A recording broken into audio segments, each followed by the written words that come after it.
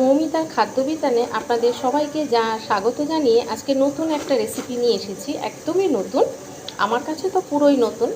দেখুন, এটা মটর ডাল। আমি ডালগুলো সেদ্ধ করার জন্য নিয়েছিলাম, তো নিয়ে দেখলাম ডাল সেদ্ধটা বেশি হয়েছে, তাই খানিকটা ডাল আমি ডালে করে ফেলেছি, বাড়িয়ে দিয়েছি জল দিয়ে।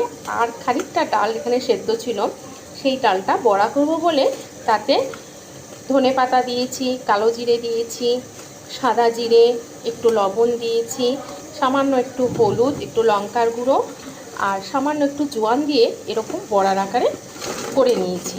প্রথমে ডালটা এমনিই করছিলাম বড়া, সেটা দেখুন কীরকম হয়ে গেছে। তাই আমি এতে একটু ময়দা মিশিয়ে নিয়েছি। আপনারা কিন্তু অবশ্যই ডালের বড়াটা করার সময় একটু ময়দা মিশিয়ে নেবেন, তাহলে বড়াগুলো খুব সুন্দর এরকম হয়ে যাবে। দেখুন, নরমও হয়েছে কিন্তু বড়াগুলো। এবার যখন এটা ঝোলে দেওয়া হবে, বড়াগুলো আরেকটু নরম হয়ে যাবে।